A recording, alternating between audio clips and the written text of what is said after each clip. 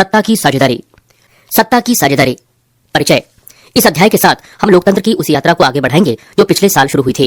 पिछले साल हमने देखा था कि लोकतांत्रिक व्यवस्था में सारी ताकत किसी एक अंग तक सीमित नहीं होती। विधायिका, कार्यपालिका और न्यायपालिका के बीच पूरी समझ के साथ सत्ता को विकेंद्रित कर देना लोकतंत्र के कामकाज के लिए बहुत जरूरी है। पहले 3 अध्यायों में हम सत्ता के बंटवारे पर सोच विचार को आगे बढ़ाएंगे। आइए हम बेल्जियम और श्रीलंका की 2 कथाओं के साथ शुरुआत करते हैं। ये दोनों घटनाएं बताती हैं कि विभिन्न लोकतांत्रिक शासन पद्धतियां सत्ता के बंटवारे की मांग में किस तरह निपटती हैं। इन घटनाओं से यह समझने में कुछ मदद मिलेगी कि आखिर लोकतंत्र में सत्ता के बंटवारे की जरूरत क्यों होती है। इससे हम सत्ता के बंटवारे के उन रूपों पर बातचीत कर सकेंगे जिनकी चर्चा अगले 2 अध्यायों में की गई है। बेल्जियम और श्रीलंका। बेल्जियम यूरोप का एक छोटा सा देश है, क्षेत्रफल में हमारे हरियाणा राज्य से भी छोटा। इसकी सीमाएं फ्रांस, नीदरलैंड, जर्मनी और लग्जमबर्ग से लगती हैं। इसकी आबादी 1 करोड़ से थोड़ी अधिक है, यानी हरियाणा की आबादी से करीब आधी। इस छोटे से देश के समाज की जातीय बनावट बहुत जटिल है। देश की कुल आबादी का 59% हिस्सा फ्लेमिश इलाके में रहता है और डच बोलता है। शेष 40% लोग वेलोनिया क्षेत्र में रहते हैं और फ्रेंच बोलते हैं। शेष 1% लोग जर्मन बोलते हैं। राजधानी ब्रुसेल्स के 80% लोग फ्रेंच बोलते हैं और 20% लोग डच भाषा। अल्पसंख्यक फ्रेंच भाषी लोग तुलनात्मक रूप से ज्यादा समृद्ध और ताकतवर रहे हैं। बहुत बाद में जाकर आर्थिक विकास और शिक्षा का लाभ पाने वाले डच भाषी लोगों को इस स्थिति से नाराजगी थी। इसके चलते 1950 और 1960 के दशक में फ्रेंच और डच बोलने वाले समूह के बीच तनाव बढ़ने लगा। इन दोनों समुदायों के टकराव का सबसे तीखा रूप ब्रुसेल्स में दिखा। यह एक विशेष तरह की समस्या थी। डच बोलने वाले लोग संख्या के हिसाब से अपेक्षाकृत ज्यादा थे, लेकिन धन और समृद्धि के मामले में कमजोर और अल्पमत में थे। आइए इस स्थिति की तुलना एक और देश से करें। श्रीलंका एक द्वीपीय देश है जो तमिलनाडु के दक्षिण क्षेत्र में कुछ किलोमीटर की दूरी पर स्थित है। इसकी आबादी करीब 2 करोड़ है, यानी हरियाणा के बराबर। दक्षिण एशिया के अन्य देशों की तरह श्रीलंका की आबादी में भी कई जातीय समूहों के लोग हैं। सबसे प्रमुख सामाजिक समूह सेहलियों का है, जिनकी आबादी कुल जनसंख्या की 74% है।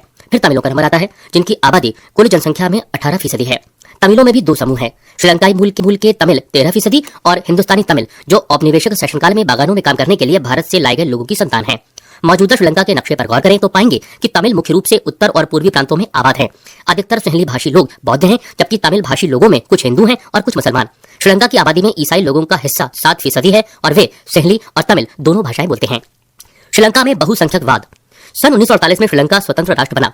सेहली समुदाय के नेताओं ने अपनी बहुसंख्या के बल पर शासन पर प्रभुत्व जमाना चाहा। इस वजह से लोकतांत्रिक रूप से निर्वाचित सरकार ने सेहली समुदाय की प्रभुता कायम करने के लिए अपनी बहुसंख्यक परस्ती के तहत कई कदम उठाए। 1956 में एक कानून बनाया गया जिसके तहत तमिल को दरकिनार करके सेहली को एकमात्र राजभाषा घोषित कर दिया गया। विश्वविद्यालयों और सरकारी नौकरियों में सेहलियों को प्राथमिकता देने की नीति भी चली।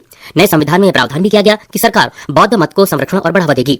एक एक करके आए इन सरकारी फैसलों ने श्रीलंकाई तमिलों की नाराजगी और शासन को लेकर उनमें बेगाना पर बढ़ाया। उन्हें लगा कि संविधान और सरकार की नीतियां उन्हें समान राजनीतिक अधिकारों से वंचित कर रही हैं।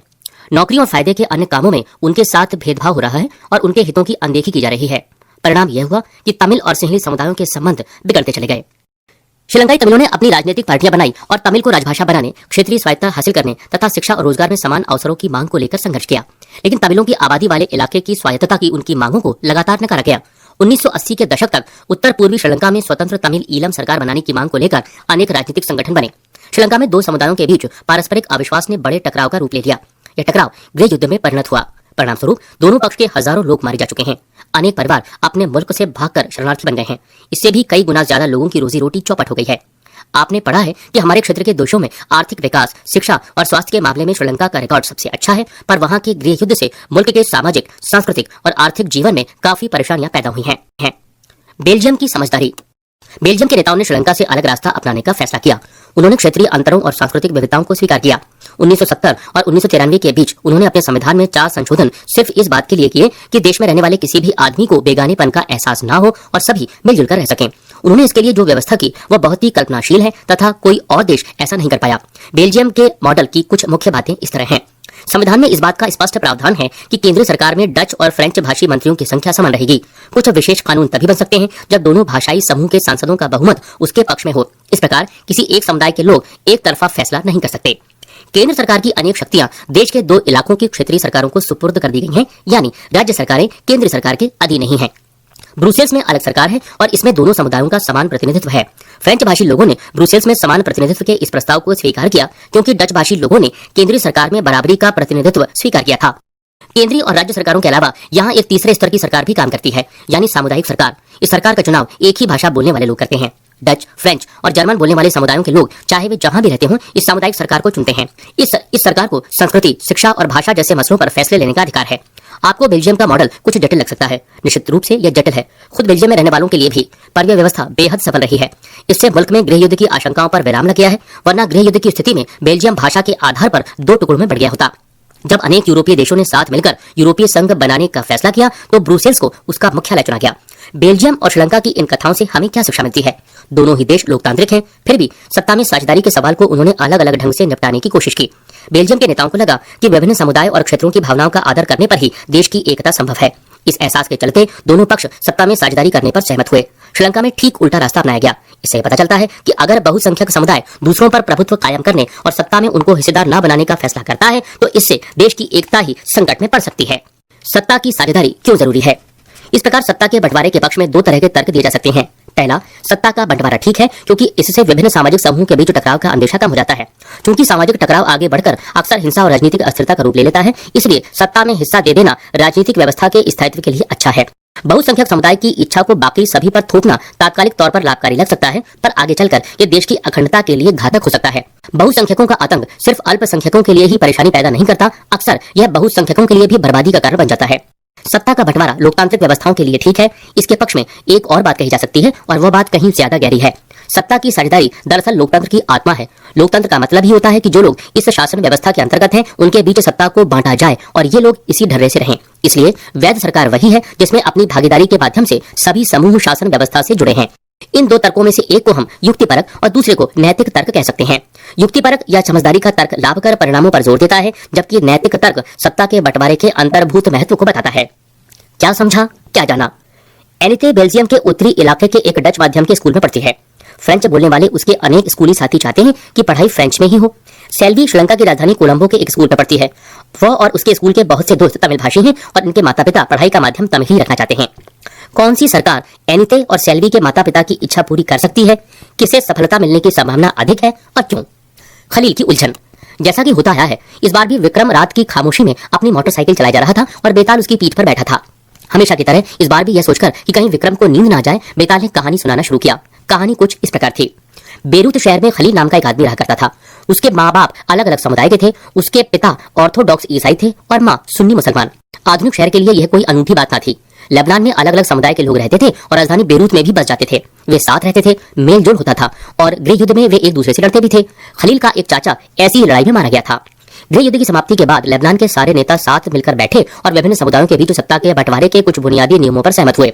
इन नियमों के अनुसार तय हुआ कि देश का राष्ट्रपति मैरोनाइट पंथ का कोई कैथोलिक ही होना चाहिए। सिर्फ सुन्नी मुसलमान ही प्रधानमंत्री हो सकता है। उप प्रधानमंत्री का पद ऑर्थोडॉक्स ईसाई और संसद के अध्यक्ष का पद शिया मुसलमान के लिए तय हुआ। इस समझौते के अनुसार आगे से ईसाई फ्रांस से संरक्षण की मांग नहीं करेंगे और मुसलमान भी पड़ोसी सीरिया के साथ एकीकरण की मांग छोड़ने पर सहमत हुए। जब ईसाइयों और मुसलमानों के बीच यह समझौता हुआ था तब दोनों की आबादी लगभग बराबर थी। बाद में मुसलमान स्पष्ट रूप से बहुमत में आ गए, पर दोनों पक्ष अभी भी उस समझौते का आदर करते हुए उसे मान रहे हैं। खलील को इस समझौते में बड़ी गड़बड़ी लगती है। वह राजनीतिक महत्वाकांक्षा वाला लोकप्रिय व्यक्ति है, लेकिन मौजूदा व्यवस्था के रहते वह सबसे बड़े पद पर पहुंच ही नहीं सकता। वह ना तो माँ के धर्म को मानता है और ना ही पिता के। असल में वो चाहता ही नहीं है कि उसे किसी भी धर्म से जोड़कर पहचाना जाए। उसे समझ में नहीं आता कि लेबनान में अन्य सामान्य लोकतंत्रों की तरह क्यों नहीं चलता। उसका कहना है सिर्फ चुनाव कराइए, हर किसी को चुनाव लड़ने की आजादी दीजिए और जिसे सबसे ज्यादा वोट मिले वो राष्ट्रपति बन जाए, भले ही वो किसी समुदाय का हो। लेकिन उसके जिन बड़े बुजुर्गों ने गृह युद्ध देखा है, उनका कहना है कि मौजूदा व्यवस्था ही शांति की सबसे अच्छी गारंटी है। अभी कहानी खत्म भी नहीं हुई थी कि वे टीवी टावर के पास पहुंच गए। यहाँ वे रुक सकते थे। बेताल ने जल्दी से कहानी खत्म की और अपना सवाल विक्रम से पूछा, अगर आपको लेबनान का कानून फिर से लिखने का अधिकार होता तो आप क्या करते? क्या आप पुरानी व्यवस्था ही चलने देते या आप कुछ नया करते?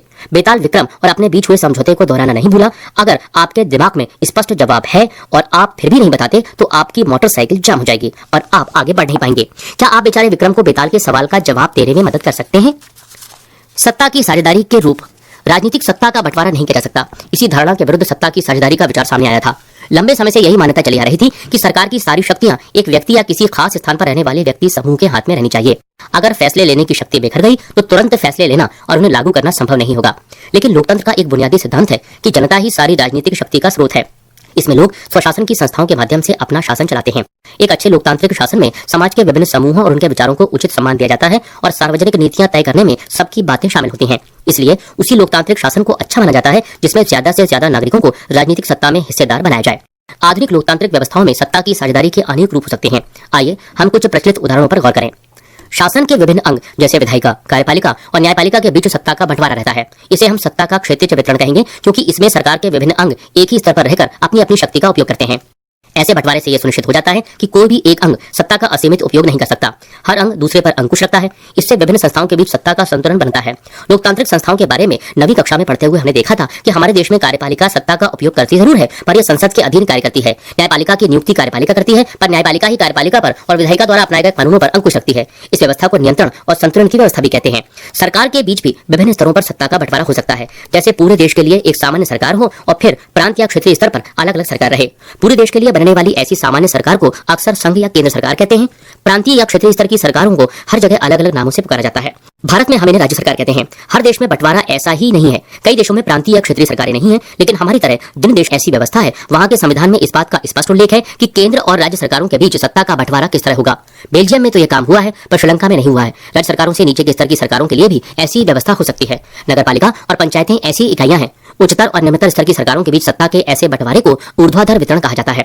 हम अगले अध्याय में इस पर विस्तार से चर्चा करेंगे। सत्ता का बंटवारा विभिन्न सामाजिक समूहों, मसलन भाषाई और धार्मिक समूहों के बीच भी हो सकता है। बेल्जियम में सामुदायिक सरकार इस व्यवस्था का एक अच्छा उदाहरण है। कुछ देशों के संविधान और कानून में इस बात का प्रावधान है कि सामाजिक रूप से कमजोर समुदाय और महिलाओं को विधायिका और प्रशासन में हिस्सेदारी दी जाए। पिछले साल हमने अपने देश में प्रचलित आरक्षित चुनाव क्षेत्र वाली ऐसी व्यवस्था के बारे में पढ़ा था। इस तरह की व्यवस्था विधायिका और प्रशासन में अलग अलग सामाजिक समूहों को हिस्सेदारी देने के लिए की जाती है, ताकि लोग खुद को शासन से अलग ना समझने लगे। अल्पसंख्यक समुदायों को भी इसी तरीके से सत्ता में उचित हिस्सेदारी दी जाती है। सामाजिक विविधताओं को शासन में भागीदारी देने के अलग अलग तरीकों पर हम इकाई 2 में चर्चा करेंगे। सत्ता के बंटवारे का एक रूप हम विभिन्न प्रकार के दबाव समूह और आंदोलनों द्वारा शासन को प्रभावित और नियंत्रित करने के तरीके में भी लक्ष्य कर सकते हैं। लोकतंत्र में लोगों के सामने सत्ता के दावेदारों के बीच चुनाव का विकल्प जरूर रहना चाहिए। समकालीन लोकतांत्रिक व्यवस्थाओं में यह विकल्प विभिन्न पार्टियों के रूप में उपलब्ध होता है। पार्टियां सत्ता के लिए आपस में प्रतिस्पर्धा करती हैं। पार्टियों की यह आपसी प्रतिद्वंद्विता ही इस बात को सुनिश्चित कर देती है कि सत्ता एक व्यक्ति या समूह के हाथ में न रहे। एक बड़ी समयावधि पर गौर करें तो पाएंगे कि सत्ता बारी बारी से अलग अलग विचारधारा और सामाजिक समूहों वाली पार्टियों के हाथ आती जाती रहती है। कई बार सत्ता की यह भागीदारी एकदम प्रत्यक्ष दिखती है, क्योंकि 2 या अधिक पार्टियां मिलकर चुनाव लड़ती हैं या सरकार का गठन करती हैं। लोकतंत्र में हम व्यापारी, उद्योगपति, किसान और औद्योगिक मजदूर जैसे कई संगठित हित समूहों को भी सक्रिय देखते हैं। सरकार की विभिन्न समितियों में सीधी भागीदारी करके या नीतियों पर अपने सदस्य वर्ग के लाभ के लिए दबाव बनाकर यह समूह भी सत्ता में भागीदारी करते हैं। इकाई 3 में हम राजनीतिक दल, दबाव समूह और सामाजिक आंदोलनों की कार्यप्रणाली पर गौर करेंगे। क्या समझा, क्या जाना। सत्ता के बंटवारे के कुछ उदाहरण इस प्रकार हैं। ये सत्ता की साझेदारी की 4 श्रेणियों में से किसमें आते हैं। यहाँ सत्ता का साझा कौन किसके साथ कर रहा है। बंबई उच्च न्यायालय ने महाराष्ट्र सरकार को आदेश दिया कि वह तत्काल कार्रवाई करे और मुंबई के 7 अनाथालयों के 2000 बच्चों के रखरखाव में सुधार करे।